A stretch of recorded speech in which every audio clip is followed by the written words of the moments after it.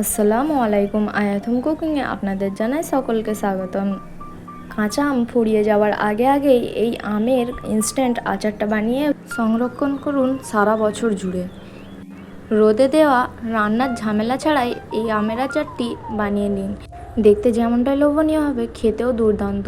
এটি ভাতের সাথে বলো বা রুটির সাথে, একটু পাতের মধ্যে থাকলে পাত কখন খালি হয়ে যাবে বুঝতেই পারবেন না। আচারটা যতক্ষণ পর্যন্ত না শেষ হয়ে যায় ততক্ষণ থামতেই পারবেন না, এতটা কি লোভনীয় খেতে হয়। তবে বেশি কিছু মশলার দরকার নাই, বাড়িতে থাকা মশলা দিয়েই খুব সহজেই বানিয়ে নিতে পারবেন এই আমের ইনস্ট্যান্ট আচারটি। তবে চলো রেসিপিটি শুরু করা যাক। রেসিপিটি শুরু করার আগে প্রত্যেকবারের মতন অনুরোধ জানাই, রেসিপিটি পুরোটা দেখার অনুরোধ রইল। স্কিপ করে দেখবেন না, তাতে আচারটাও ভালো হবে না, দীর্ঘদিন পর্যন্ত সংরক্ষণ করেও রাখতে পারবেন না। তাছাড়া রয়েছে কিছু ছোট ছোট টিপস অ্যান্ড ট্রিক্স, আর যেটি ফলো করলে আপনারও এই আমের ইনস্ট্যান্ট রেসিপিটি দারুণ হবে। রেসিপিটি ভালো লাগলে লাইক কমেন্ট শেয়ার করে যাবেন, আর যারা আমার চ্যানেলে নতুন, চ্যানেলটিকে সাবস্ক্রাইব করে পাশে থাকার অনুরোধ জানাই। তবে চলো বেশি দেরি না করে রেসিপিটি শুরু করছি। এখানে আমি আধা কিলো মতন কাঁচা আম নিয়ে নিয়েছি। তবে এখানে আপনারা আপনাদের পরিমাণ মতন নিয়ে নিতে পারেন। যদি বেশি বানাতে পারেন তাহলে বেশি কোয়ান্টিটিতে আমগুলো নিয়ে নিতে পারেন। এবার আমগুলো আমি ভালোভাবে ধুয়ে নেব। এখানে আমি আমগুলো 4 থেকে 5 বার ধুয়ে নেব, যেহেতু আমি আমের খোসাটা ছিলে ফেলবো না, তাই আমের খোসা শুধু এই আমের ইনস্ট্যান্ট রেসিপিটি বানাবো, তাই এখানে আমি আমগুলো ভালোভাবে 2-3 বার ধরে ধুয়ে নিচ্ছি। আপনারা পারলে হালকা কুসুম গরম পানি করেও ধুয়ে নিতে পারেন, যাতে আমের আঠাগুলো সুন্দরভাবে ছেড়ে যায়। আমের আটা থাকলে পেটের মধ্যে গেলে এটি খুব ক্ষতি করবে, তাই আমের আটাগুলো যাতে চলে যায়, তাই এখানে হালকা কুসুম পানি দিয়েই আমি এখানে ধুয়ে নিচ্ছি। 2-3 বার ধোয়ার পরে এখানে সাইড করে রেখে দেবো। এবার নিয়ে নিচ্ছি কাঁচা লঙ্কা। এখানে কাঁচা লঙ্কার পরিমাণটা আপনারা আপনাদের পছন্দ মতন নিতে পারেন। তবে এখানে আমি 250 গ্রাম কাঁচা লঙ্কা নিয়েছি। আচার যেহেতু একটু ঝালঝালি ভালো লাগে, তাই এখানে 250 গ্রাম নিয়েছি। আম যেহেতু 500 গ্রাম আছে, তার অর্ধেক আমি এখানে কাঁচা লঙ্কা নেব। কাঁচা লঙ্কাটাও এখানে ভালোভাবে ধুয়ে নিতে হবে। এটি আচারটি রোদে দেওয়া যাবে না, যেহেতু দেবো না, তাই এখানে আমি লঙ্কা আর আমগুলো পানির মধ্যে থেকে তুলে ভালোভাবে পানিটাকে ঝরিয়ে নেব, আর একটি শুকনো টাওয়ালের মধ্যে মুছে নেব, যাতে কোনো পানি লেগে না থাকে গায়ের মধ্যে। এবার নিয়ে নিচ্ছি আমের এই বোঁটার দিকটা আমি কেটে বাদ দিয়ে দেব। একটু বেশি করে বাদ দিতে হবে, যাতে আটাটা না লেগে থাকে। এবার আমি আমগুলো ঠিক এইরকমভাবে কেটে নেব, ছোট ছোট টুকরো করে কেটে নিচ্ছি, আর কুসুমগুলো বাদ দিয়ে দেব, ভিতরের বীজটা।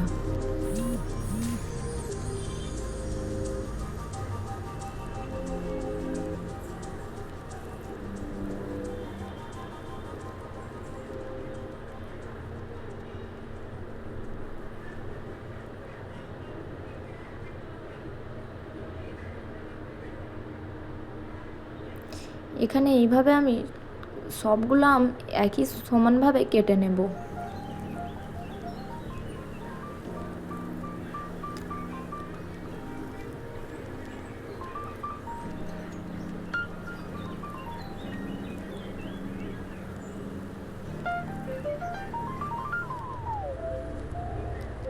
আপনারা চাইলে এইভাবে বড় বড় করেও বানিয়ে নিতে পারেন, আবার ছোট ছোটও বানিয়ে নিতে পারেন। এখানে আমার সবগুলো কোঁচানো হয়ে গেছে। এবার আমি এটি ব্লেন্ডারে বা একটি চপারে দিয়ে এগুলোকে চপ করে নেব। আপনারা চাইলে ব্লেন্ডারেও পালস মোডে রেখে ব্লেন্ড করে নিতে পারেন। তবে বেশি ছোট ছোট পেস্ট না হয়ে যায়, তাই সেটি লক্ষ্য রাখতে হবে, একদম ছোট ছোট রাখতে হবে। আপনারা চাইলে এরকম বড় বড় করেও বানিয়ে নিতে পারেন, তবে ছোট ছোট করে এটি চপারে দিয়ে চপ করে নিলে এর খেতেও দ্বিগুণ ভালো লাগে, আবার দেখতেও ভালো লাগে। তাই এইভাবে আমি চপ করে নিচ্ছি। আপনারা চাইলে ব্লেন্ডারেও ব্লেন্ড করে নিতে পারেন। এবার এইভাবে চপ করে আমি এখানে সাইডে একটি বোলের মধ্যে ঢেলে নিচ্ছি। দেখে নিশ্চয়ই বুঝতে পারছেন আমি একদম ছোট ছোটও করিনি, আবার একদম বড় বড়ও করিনি। কতটা ছোট ছোট করতে হবে দেখে নিশ্চয়ই বুঝতে পারছেন। এইভাবে আমি সবগুলো আম চপারের সাহায্যে চপ করে নিয়েছি। এবার আমি কাঁচা লঙ্কাগুলো একইভাবে চপ করে নেব।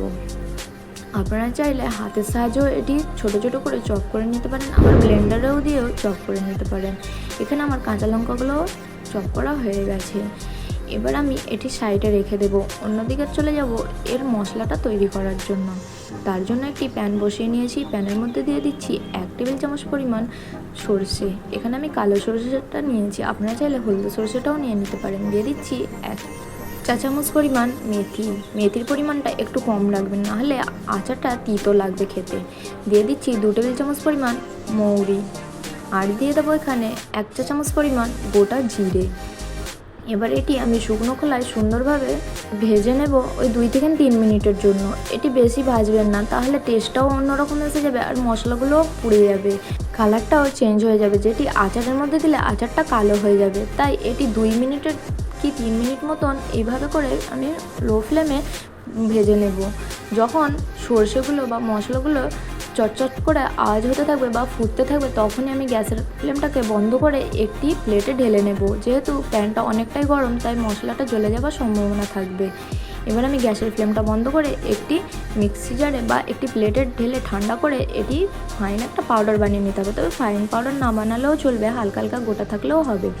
এবার চলে যাচ্ছি মশলাটা মিক্স করতে আম আর কাঁচা লঙ্কার মধ্যে। এখানে দিয়ে দিচ্ছি যে মশলাটা আমি বানিয়ে রেখেছিলাম, সেই মশলাটা, সম্পূর্ণ মশলাটা এখানে দিয়ে দিয়েছি আমি। এই রেসিপিটি ফলো করে অবশ্যই বানাবার চেষ্টা করবেন, মেজারিংগুলো সঠিক রেখে। অবশ্যই আপনারও এই আমের ইনস্ট্যান্ট রেসিপিটি দারুণ হবে। এবার এখানে দিয়ে দেব 1 চা চামচ পরিমাণ হলুদ গুঁড়ো।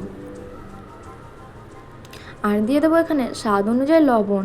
আপনারা লবণ যেরকম খেতে পছন্দ করেন সেই অনুযায়ী এখানে লবণটা ব্যবহার করবেন। তবে আমি এখানে 3 চা চামচ পরিমাণ লবণ দিয়েছি।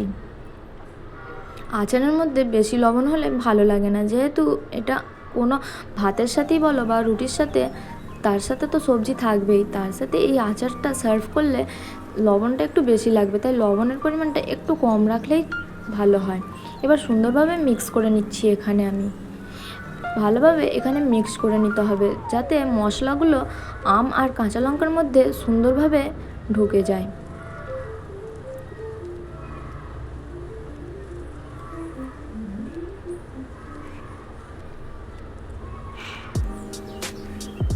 এইভাবে হাতার সাহায্যে বা চামচের সাহায্যেও মিক্স করে নিতে পারেন, তবে হাতের সাহায্যে বেশি কষ্টে কষ্টে এটাই মিক্স করবেন না, তাতে করে আম থেকে পানি বেরিয়ে আসবে আর যেটি অনেক দিন পর্যন্ত সংরক্ষণ করে রাখতে পারবেন না।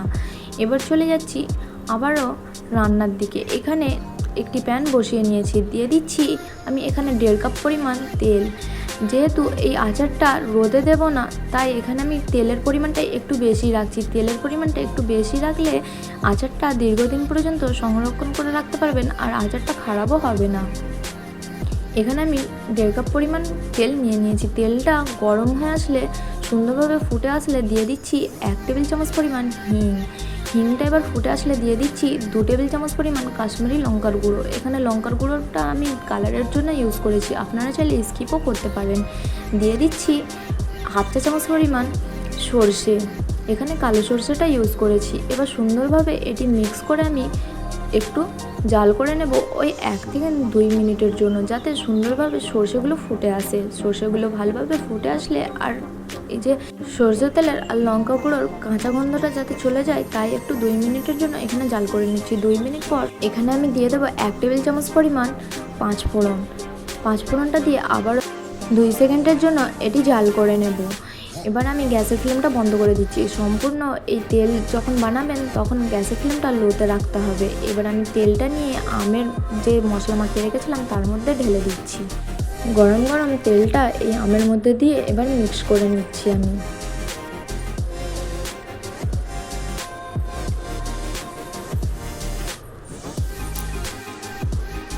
দেখো এখনই কতটা লোভনীয় লাগছে, তাহলে এই আচারটি দেখে মনেই হচ্ছে যে কতটা লোভনীয় হবে, কতটা সুন্দর কালার এসেছে কাশ্মীরি লঙ্কার গুঁড়োটা দেওয়ার কারণে। কাশ্মীরি লঙ্কার গুঁড়োটা ব্যবহার করবেন, তাহলে দেখবেন এইভাবে সুন্দর কালার এসে যাবে। এবার আমি এটি ঠান্ডা হতে রেখে দেব।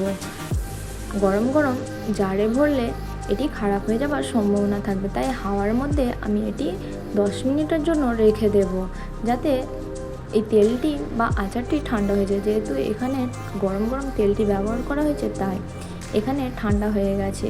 খুব সুন্দরভাবে আচারটা তৈরি হয়ে গেছে। আপনারা চাইলে এই পর্যায়েও এটিকে সার্ভ করে নিতে পারেন। আবার চাইলে এখানে স্মোকি ফ্লেভারটাও দিয়ে দিতে পারেন। আমি এখানে স্মোকি ফ্লেভারটা আর দিলাম না, যেহেতু আমাকে স্মোকি ফ্লেভারটা ভালো লাগে না। স্মোকি ফ্লেভার দেওয়ার জন্য কয়লাকে সুন্দরভাবে পুড়িয়ে নিয়ে আর একটি ছোট প্লেটে রেখে তার মধ্যে হাফ চা চামচ পরিমাণ হিং দিয়ে ডাব্বাটা ওই কয়লার মধ্যে ওপর করে দিতে হবে। যখন ধোঁয়াটা বোতলের মধ্যে সুন্দরভাবে ছড়িয়ে যাবে, তারপরে 5 মিনিট পর ওটি বার করে আচারটা ওর মধ্যে ঢেলে নিতে হবে, তাহলেই স্মোকি ফ্লেভার এসে যাবে। আমার ফ্লেভারটা ভালো লাগে না, তাই আমি এই স্টেপটা স্কিপ করলাম। এখানে এবার বলে রাখি, আপনারা চাইলে এখানে কাঁচের জারটাও ব্যবহার করতে পারেন, আবার চাইলে এরকম প্লাস্টিকের জারটাও ব্যবহার করতে পারেন। তবে প্লাস্টিকের জারে রাখলে নর্মাল ডিপে রেখে দিতে হবে, কাঁচের জারে রাখলে ফ্রিজে আর স্টোর করতে হবে না। এমনি রেখে দিলেই আচারটা দীর্ঘদিন পর্যন্ত স্টোর করতে পারবেন। এইভাবে আমি বানিয়ে নিয়েছি, দেখো কতটা লোভনীয় লাগছে। তবে আমি এই প্লাস্টিকের জারে রেখে ফ্রিজে স্টোর করি না, এমনি রেখে দিই, তাই আচারটা 1 বছর পর্যন্ত স্টোর করে রাখতে পারি আমি। তবে আপনাদের যদি মনে সন্দেহ থাকে তাহলে ফ্রিজে স্টোর করেও রেখে দিতে পারেন, আবার চাইলে একবার করে রোদও পাইয়ে দিতে পারেন। রেসিপিটি কেমন লাগলো অবশ্যই জানাতে ভুলবেন না। আল্লাহ হাফেজ, আবার দেখা হচ্ছে নেক্সট রেসিপি।